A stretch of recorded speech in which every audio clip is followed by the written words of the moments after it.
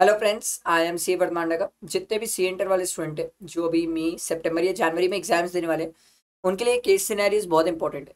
इससे पहले अपन ने 25 केस सिनेरियोज कवर किए। Let's start with 26 number. चलो पहले नीचे आके पढ़ो सर क्या बोल रहे हैं, उसके बाद अपन ऊपर एक एक क्वेश्चन पढ़ते रहेंगे और केस सिनेरियो सॉल्व करते रहेंगे। All the values are excluding taxes unless specifically mentioned. Mr. Kumar makes only intrastate supplies, outward supply, and all the purchases are made. All the purchases are also intrastate. ठीक है। Rate of GST दिया हुआ है आपको। Based on the fact of the case scenario given above, choose the most appropriate answer. ठीक है। आपसे पहला क्वेश्चन पूछा है revise effective date of registration. आप चाहो तो एक एक पढ़ के भी कर सकते हो। इफेक्टिव डेट ऑफ रजिस्ट्रेशन एक क्वेश्चन पढ़े। Let's start with case scenario, उसका आंसर पहले ढूंढते। सर अगर देखो यहां पर 4 से 5 क्वेश्चन है तो आप ये टेक्निक अप्लाई कर सकते हो। 2-3 क्वेश्चन हो तो एक साथ क्वेश्चन पढ़ लिया और ऊपर केस सिनेरियो पढ़ना स्टार्ट कर लिए।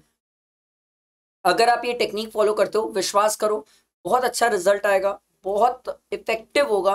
क्योंकि सर आप अपने माइंड को ना एक पाथ प्रोवाइड करते हो। क्वेश्चन अगर पहले पढ़ते हो तो एक बहुत अच्छी क्लैरिटी होती है माइंड में। सर ये टेक्निक अप्लाई करके देखो, मैंने 25 केस सिनेरियोज तक सिखा दिए, अब तो 26 में आ गए।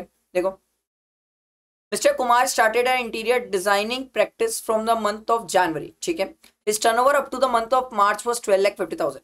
On 30 June, his turnover exceed 20 lakh and reached to 20 lakh 5,000. ठीक है।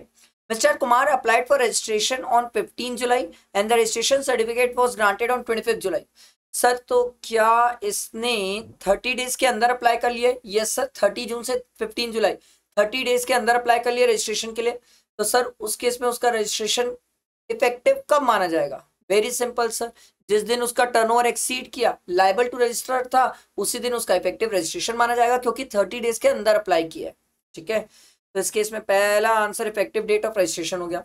उसके बाद बोला है mister Kumar can issue a revise tax invoice. ये तो हम पढ़ के आए सर, जिस दिन उसको रजिस्ट्रेशन सर्टिफिकेट मिलता है उससे उसके पास 1 मंथ का टाइम पीरियड है सर। 1 मंथ के अंदर वो जितने टैक्स इनवॉइस है उसको रिवाइज कर सकता है। ठीक है, मतलब सॉरी, जितने भी इनवॉइसेस थे उनको रिवाइज करके टैक्स इनवॉइस इशू कर सकता है। तो 25 जुलाई है, जुलाई के बाद क्या होता है? अगस्त। तो सर 25 अगस्त तक लो, दूसरे का भी आंसर मिल गया सर। ठीक है। उसके बाद बोले sir eligible input tax credit availed bye mister Kumar for the month of July. आपसे पूछ रहे कितनी वो क्रेडिट ले सकते हैं। चलो पढ़ते हैं। On 16 July, he entered into a contract for designing the flat of Mr. Shyam. The service was completed on 22nd July, and Mr. Kumar issued an invoice on the same day for 6 lakh. ये तो outward supply हो गया, मुझे credit ढूंढना है।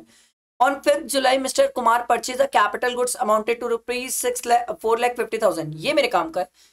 And from 25th July to 31st July, he availed an input services amounted to rupees 1,75,000 in relation to an output service to be provided in the month of August. ठीक है, इसने कहीं से इनपुट सर्विसेज अवेल की है तो sir ये दो चीजों की क्रेडिट ले सकता है सर। एक 4,50,000 जितने का capital goods plus 1,75,000 input service, ये दोनों को आप मल्टीप्लाई कर लो 9% से। तो 9% से मल्टीप्लाई करने के बाद आ रहा है 56250। दोनों को ऐड करो एंड 9% से मल्टीप्लाई कर लो तो आओ सर, क्रेडिट का तो पता चल गया। ये रहा सर 56250 56250। फिर आपसे पूछा sir time of supply of services provided by mister Kumar to mister Ram. आओ आगे बढ़ते हैं sir. On 1st August mister Kumar got another contract for interior designing from mister Ram which he accepted on 2nd August. The services was completed on 6th August and invoice was issued on 7th August. फिर वही बात है, invoice क्या 30 days के अंदर issue हो गया है? हाँ सर। तो उस केस में सर इनवॉइस और पेमेंट दोनों में विच एवर इज अर्लियर। तो सर पेमेंट की डेट तो 29 अगस्त है, छोड़ दो सर। तो 7 अगस्त आपका आ गया सर। टाइम ऑफ सप्लाई तो पूछा मुझसे।